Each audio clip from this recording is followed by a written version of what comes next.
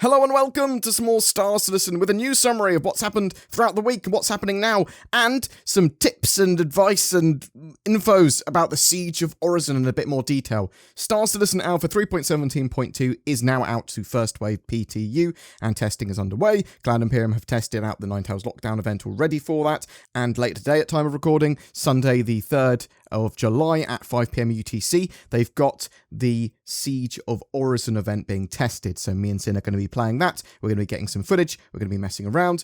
We did get 10 tips from Cloud Imperium about the Siege of Orison in their Inside Star Citizen, which I will go through quick and then talk about some of my own.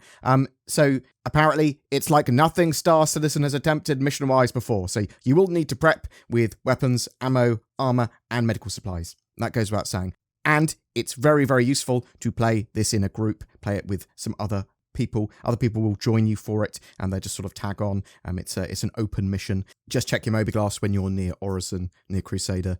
There is a restricted area around the platforms where the event is. So all the turrets there, the airspace there, that belongs to the Ninetales. It's restricted area, so you can't bring ships in, is basically the idea. Obviously, you can land at Orison still, and then travel in shuttle to that area. There are many platforms, and they're huge as part of this sort of set of missions. So there's a load of maps that you can check out while you're there. There's signposting for you to see, sort of pointing you in the right directions, showing you where shuttles are, when they can move you between islands, though you do have to call a shuttle over, like an elevator, and then choose their destination. It's not just shuttles that you're going to be using to get to other islands, and you may need to find some other ways to get to some of them. So there are large dock containers around the platforms. You'll need codes for these boxes, but if you get inside them, you will be rewarded. Search around for data pads, look for codes scrawled down, take out high-ranking operatives with the Ninetales, that sort of thing.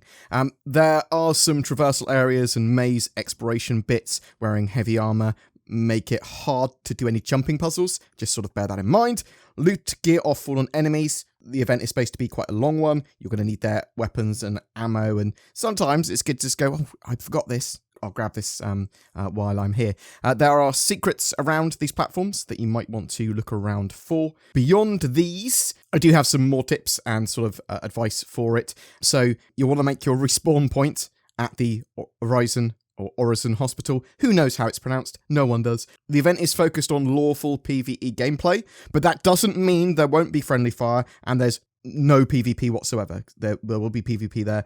It's not going to be so much of an issue when we have permanent punishments and sort of a death of a spaceman and, well, I say more permanent punishments.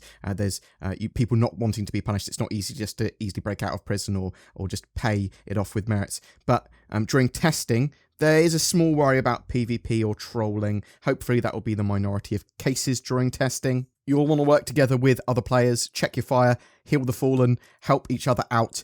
It is supposed to be a group event. It is supposed to be an open mission where lots of players can join. And as I said, it is lawful PvE orientated. There is a shuttle from Orison to take you to the other platforms around to the actual event. So bear that in mind. Land at Orison, take the shuttle to the event.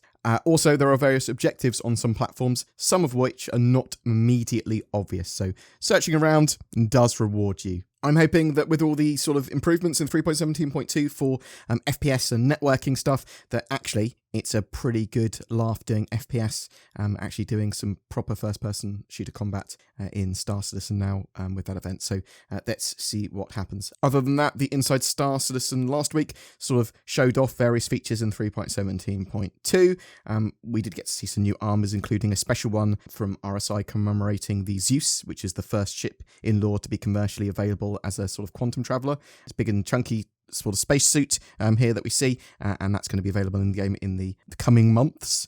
The Reclaimer settlement looks awesome and is attached to a variety of different missions, with NPCs as well being able to move around these areas like never before, AI reinforcements being able to turn up in ships and then land troops. It's all pretty sweet. If you want to see a load of the new sort of areas like the Reclaimer derelicts and derelict outposts and stuff like that, I think Microtech's actually a pretty good place for this. So there's remove illegal occupants missions, and there's seize the data missions at Microtech that will take you to that Reclaimer derelict, but you can get a mixture of mercenary and pick up and drop off package missions that will allow you to get access to all of those new points of interest. We had a new 3.17.2F update to the PTU patch as well since the PTU went to first wave, and you can check out my videos on the original patch notes for the first wave PTU if you wish. I'll link that down below, and we will also go over all of the features of the patch and what's going on with that. But let's have a quick look at these patch notes for the F build. Combat assistant beacons have had a polish pass, balance updates on various difficulties. They've added dialogue when escort ships die. They've added targeting priority to attacker ships. They fixed duplicate mission objectives, added service beacon comms entities, so requester ships appear as service requester instead of CDF Rowena Dooley, who obviously is not there, or, well, she shouldn't be there. They've updated the Grimhex Hospital Operation Theatre delivery area to have proper shelves for delivering items. They've made further actor networking improvements to help reduce instances of players teleporting and sliding. They made further improvements to Foot AI networking to improve their movements and responses and reduce rubber banding further. There were some bug fixes too. They fixed an issue causing the bed logout prompt to be missing from all ship beds. There should no longer be duplicate cargo boxes sticking out at the top of the updated Mustang Alpha. The Anvil Ballista missile turret HUD should no longer be missing. Gimbals will no longer switch from auto manual to locked when quantum drive is activated or deactivated. The Tumbrel Cyclone missile operator mode should now function properly, and they fixed a client crash. There are around a dozen named issues that still need to be addressed really before a live build. There are still various issues with like elevators, some which cause accessibility problems with bunkers and missions there. Mission accessibility problems are hellish, as are sort of anything that sort of blocks entry to a point of interest. At Area 18's hospital, sometimes there's no gravity. This can cause an infinite black screen on loading into a hospital bed. The suggestion there is to avoid loading into the Area 18 hospital by setting your respawn to a different location. If you happen to get this black screen, reloading into the server should respawn you in a hab bed as a workaround. You can expect wider PTU and then live build within the next couple of weeks for 3.17.2 in my opinion, so hopefully not too far a sprint before we're actually able to play that properly. If you don't have access to the first wave PTU, there is still things happening with 3.17.1 live build now. It has a dynamic event or dynamic events running at the moment, so Jumptown has been running throughout the weekend, so you can still play that throughout Sunday, and then on Monday and Tuesday the 4th and 5th of July, that 9 Tails Lockdown event's running still, so get involved with that. Cloud Imperium have said there might be some additional Alpha UEC rewards for when you start 3.17.2 if you get involved with these events in 3.17.1, because there's going to be a wipe with patch 3.17.2, Alpha UEC items and ships all getting wiped. You will keep, obviously, anything that you've bought with real money on your account, but anything that you've bought in-game and your money that you've earned in-game, that will be being wiped for 3.17.2. This week's sneak peek looks to be a salvage yard or vehicle maintenance area, potentially, that will be at Pyro, though it could be used elsewhere, because, anywhere where there's scrap, anywhere where there's sort of a bit of bodging can be used in other locations, maybe derelict outposts. Things like that. But boom, that's it for your Star Citizen news summary for the start of July. I'm keenly awaiting the release of 3.17.2 to live, and then 3.18, that sort of testing cycle to begin. It's going to be a long testing cycle, but it does have things like salvage, the cargo factor, and full persistence. Really exciting. But what do you think? Are you going to be playing in the Siege of Orison later? Are you sort of waiting on the live build? Are you excited for anything in 3.17.2 in particular? What have your thoughts? I'd love to hear from you in the comments below.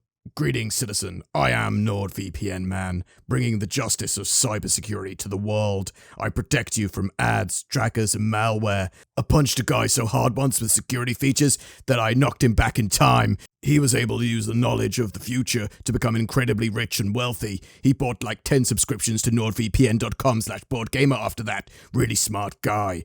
Another time, I prevented a hacker from snooping at your IP address by taking off his hands. You can't hack with no hands. Probably. Anyway, you should get NordVPN, otherwise the terrorists win. Every month we have a giveaway. For July 2022, we're giving away a Hull A cargo hauler, as well as a Nomad multi-role freighter. That Nomad also comes with a hovercrod bike. So there's 2 lucky winners this month, and both of those packages contain access to Star Citizen. Comment on any of my videos during this month to be in for a chance of winning that, and check the description down below for more details. please consider becoming a Patreon or channel member with the join button under my videos. This nets you a variety of exclusive extras, badges, influence on the channel and content and special videos, as well as helping us produce daily content. Thank you very much for watching. Please take care, and I'll see you in the verse.